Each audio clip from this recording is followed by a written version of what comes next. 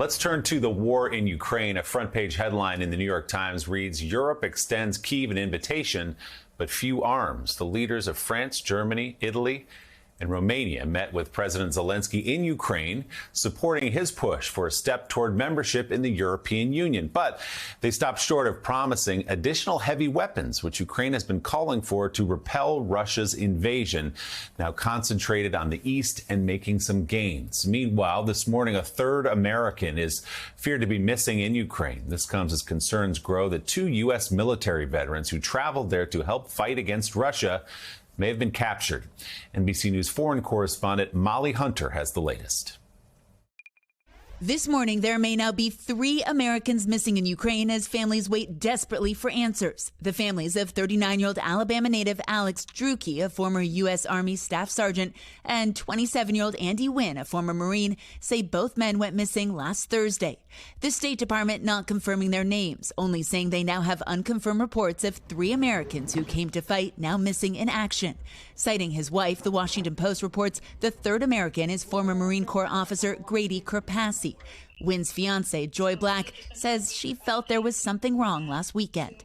At what point did something feel off to you? I kind of got this little inkling in my head on Friday, but I was like, it's only been today. Black says a friend of Wynn's in Ukraine called her on Monday. He told me how during an operation they got separated and that Andy and Alex did not make their rendezvous point. What did you do then? My mom has this big pillow on her bed, and I just kind of fell on it and cried into it a lot. While some Americans fighting near the city of Kharkiv are part of the Foreign Legion, others, like Florida native 22-year-old Zach Harrison, who moved to Kyiv a few years ago, says he joined the Ukrainian military directly. There's a force of evil attacking my home, to put it plainly. I don't know what their actual status was. I'm sure that the Russians are going to call them mercenaries. So I'm certainly worried for them. I'm not so worried about being captured because I have a Ukrainian tattoo, a Trizub tattoo on my chest. A tattoo he got done before enlisting, knowing what it meant. From what I've heard, anybody who's captured that has a Ukrainian, what they would call a nationalist tattoo, they just execute them on the spot. And for now, Black believes her fiancé is still alive. We're all looking for you. We really miss you and love you. And I know you're doing your best to stay safe and come home to us. Let's hope those Americans are found. NBC's Molly Hunter reporting for us there. Caddy K, let's look at the big picture here. Just a few hours ago, the European Commission suggested candidate status for Ukraine to join the EU. Russia quickly condemned that. What does that mean exactly? Is that a hopeful sign that Ukraine may be pulled even closer to the rest of Europe?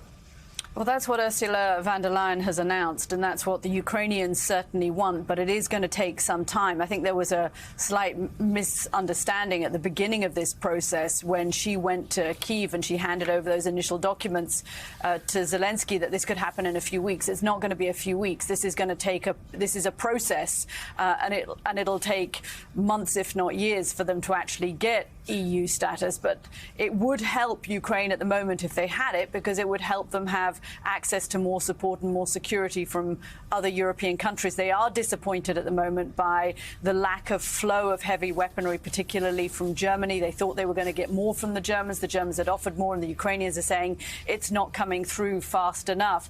This is a critical moment. The Ukrainians are losing ground in the east. There's a big city, Severodonetsk, which they are on the point, it looks like, of losing, that's being cut off.